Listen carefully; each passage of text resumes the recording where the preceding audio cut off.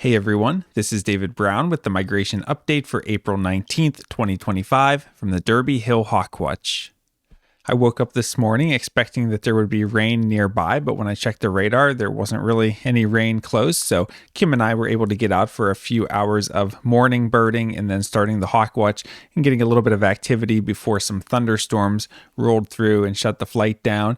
Then we got a little bit more of the count in, and then more heavy rain shut the flight down for over an hour that time.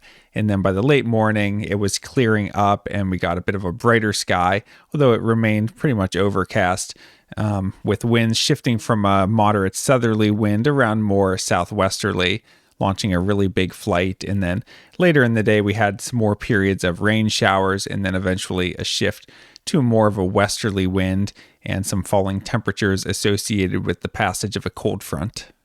Being a gloomy, overcast morning, it was hard to tell what any of the flyover birds were, so any small bird that flew over, I tried to get a photo of because that's really the only way you could ID them, and I photographed this bird, which turned out to be a savanna sparrow. With the warm temperatures and favorable moderate southerly winds in the morning, sharp-shinned hawks were on the move early. With those thunderstorms rolling through, we had to take shelter either in our cars or, for me, in the cottage. And who knew that only 2 hours after this heavy rain, we would be in the middle of the biggest hour of hawk watching that most of us will ever experience. Around 11 a.m., the rain was clearing out and we were able to restart the count. Here we have a Caspian tern flying over. And it was nice to see some purple martins checking out the nesting gourds. And here's a look at a male purple martin in flight. Remember that purple martins are our largest swallow. Here we have a small raptor with very pointed wings and light underneath. So a small light falcon is an American kestrel, and we see that orange tail with black tips to the feathers, which indicate it's a male. We spotted 2 hawks over the tree line to our left, and at first I thought it was just more sharp-shinned hawks, but as I watched them, the bird that was chasing went into this really big, deep flap, so it was obvious that that was the local adult Cooper's hawk acting territorial, and we assumed that the bird it was chasing was another Cooper's hawk, and it wasn't until I was going through my photos in the evening that I realized that the bird that was being chased was actually a juvenile American goshawk. Here's another look at that American goshawk. We can see it's kind of frosty looking overall, and in the shots that show the upper wing, I could see some mottling, and the wings are very broad. And if we go back to the previous photo and look at a size comparison, you can tell that the goshawk on the left is a bit bigger than the Cooper's hawk that is chasing it. And then there were the broad wings. Remember that the Braddock Bay Hawkwatch over near Rochester had around 9,000 broadwings go through yesterday that did not reach us. So we knew that there were a large number of broadwings within striking distance, and that if the weather was right today, we could see a huge migration of broad-winged hawks. The noon hours when the flight really began to pick up, we started seeing large kettles of broadwings out in front of us, and then it just got completely crazy. And it's hard to even describe what it was like if you weren't there, because there were multiple flight lines. There was the main flight line, which seemed to be a little bit out over the water, with those southwesterly winds pushing the broadwings high and out over the lake as they cut the corner a little bit. There was another flight line overhead, and then there were some broadwings taking a flight line where they were cutting more inland. So no matter where you looked in the sky, you were seeing broadwings, and wherever I looked to try to count them, I was missing some another direction. So it was really helpful to have some other people like Kim Steininger and Dave Wheeler to help count some of this different species, call out what they were seeing, or even count lines of broad-winged hawks. But it was just a really incredible hour. It was a constant flow of broadwings, and overall for the hour, we ended up with over 16,000 broadwings just for that 1 hour alone. And I wish I could have documented it better, but I was so busy trying to count, I didn't really have time to take a video or many pictures, but I was able to get a cell phone video from Anna Stunkel that she provided to include in this video that hopefully gives a little bit of a sense of what it was like. But it was just a huge volume of broadwings pushing through.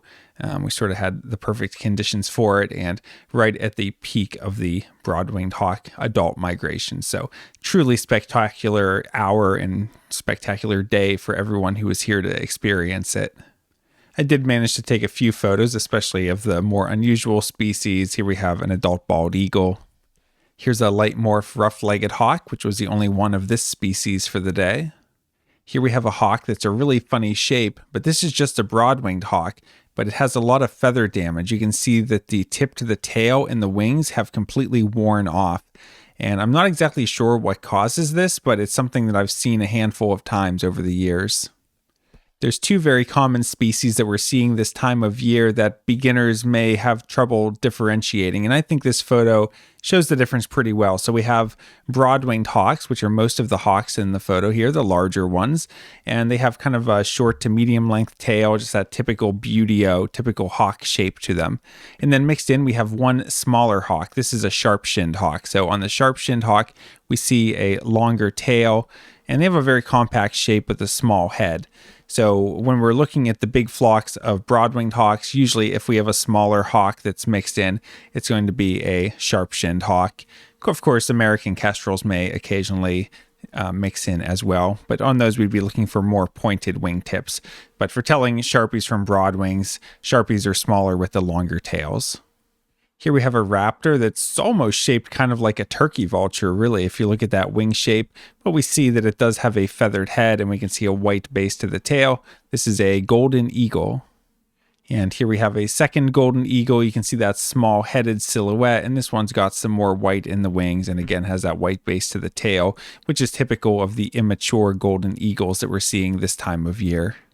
Here's a bird that really stole the show today. Here we have an adult peregrine falcon, and by far this is the best look that we've had at a peregrine this season. And unfortunately, I was really busy trying to count all the broadwings, so I couldn't take the time to appreciate this bird, but I actually handed my camera to Kim, who was able to take some photos, so we can all enjoy it now. Just a really spectacular bird that seemed interested in what we were doing. During that huge hour, we also had a sandhill crane migrate over.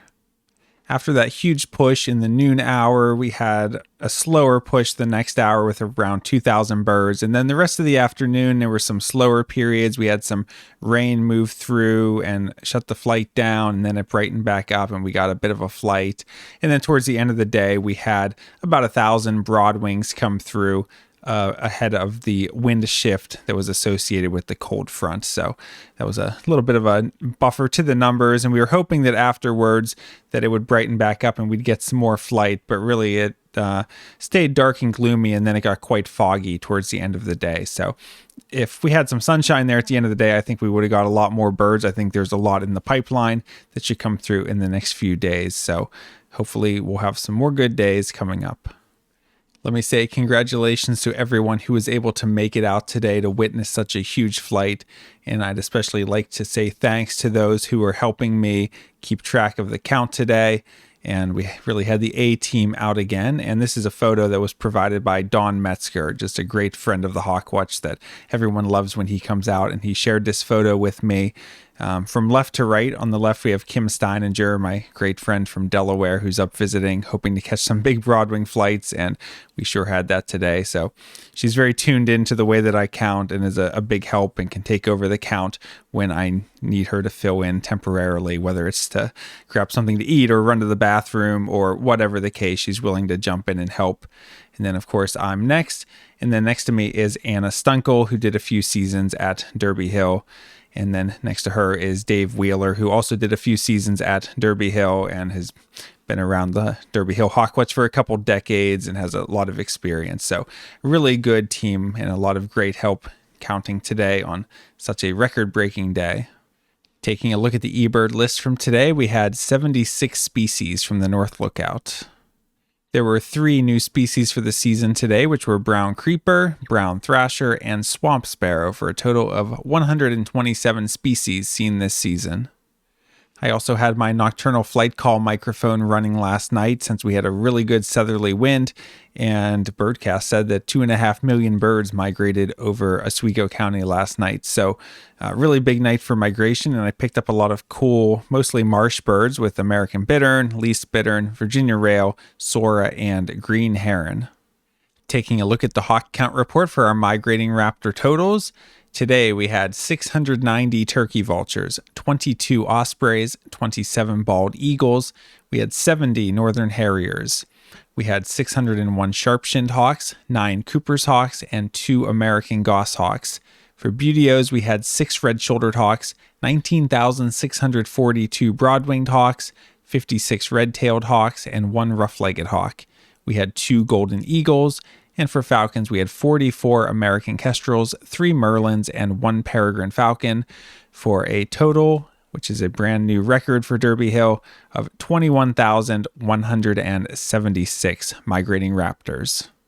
That brings the April total to 38,929 and the season total to 57,232. And I'll put a link to the hawk count report in the description, and I encourage you to read through it. I really tried to put a lot of detail about the weather and just the way the flight was overall, since I know this is a record-breaking day, and so a lot of people may be looking at the write-up in the future. It's nice to document it as thoroughly as possible. So if you're interested in what the exact details of the weather were and how the flight developed, that's probably the best place to look. Taking a look at the forecast for tomorrow, it's looking partly cloudy with a high in the mid-40s, so quite a bit cooler than today. Winds northwest at 10 to 15 miles per hour, but weakening in the afternoon, so it will be a day at the South Lookout. And it's a bit hard to predict. There's obviously a lot of birds on the move right now. I think we still have a lot of birds in the pipeline that went through Braddock Bay today but never reached us because of the rain and gloomy conditions. So they should be in position to continue east. And we'll just have to see, being at the South Lookout, we're a little bit at the mercy of the wind. So if the way the wind settles in, if it's keeping the birds visible to us and hopefully right overhead there at the South Lookout, then we could end up with a big flight again. The danger would be if it pushes them farther inland and they're able to sneak around us to the south and continue their migration. Then we might end up with a slower day, but any day with a bit of sunshine, there should be thermals to get the birds up, and it's a pretty good wind, although it is a cold wind coming off the lake, so be sure to bundle up. But I'm thinking it could be at least a moderate day tomorrow with some variability. It could end up being slower if the flight line isn't within sight, or it could end up being another really big day. So might be worth taking a shot and coming up to see if we get a good cleanup flight tomorrow. For Monday, they're calling for periods of rain with a high around 60 and winds southeast at 15 to 25 miles per hour. So that's our best wind, and that's a pretty good speed, maybe slightly stronger than we'd prefer, but it's a good speed. But it looks like we'll really have to keep an eye on what the timing and amount of that rain is, and we won't know that until we get closer. So keep an eye on Monday as another potential big day, but be aware that the rain may spoil things. And for Tuesday, it's looking cloudy early and then partly cloudy with a high near 50 and strong westerly winds, 15 to 25 miles per hour. We'll probably be at the South Lookout on those westerly winds, although west winds are a bit of a toss-up. It's counter's choice, but usually South Lookout. And I would expect moderate migration, but we'll see what happens the next few days and how that might affect Tuesday. All right, what an absolutely spectacular day of hawk watching. With the rain in the morning, it was still a little bit uncertain what was going to happen, but then once it started to clear up and we started getting those huge kettles of broadwings, I think everyone was very happy that they chose today to come out. And, we say it was a record-breaking day, the biggest day ever, but really it was on par with the next biggest day that was a few years ago. And anytime you get these massive flights, they're just impossible to count, even if you have multiple people doing their best. And we say 21,000 birds came through, but pretty much you can guarantee that every species was undercounted by a significant amount. There's just so many flight lines and so many birds, and you're trying to count the distant broad-winged hawk line, and who knows how many sharpshins are mixed in there that are slipping by unnoticed. So we do our best to quantify it, but in the end, it's just really spectacular flights that is awesome to be able to be a part of. It's part of what makes Derby Hill such a special place to be, and I'm really thankful to be here and be the counter, and there's so many great people to hawkwatch with here. So thank you to everyone who helps support Derby Hill and makes it just such a special hawkwatching place every spring.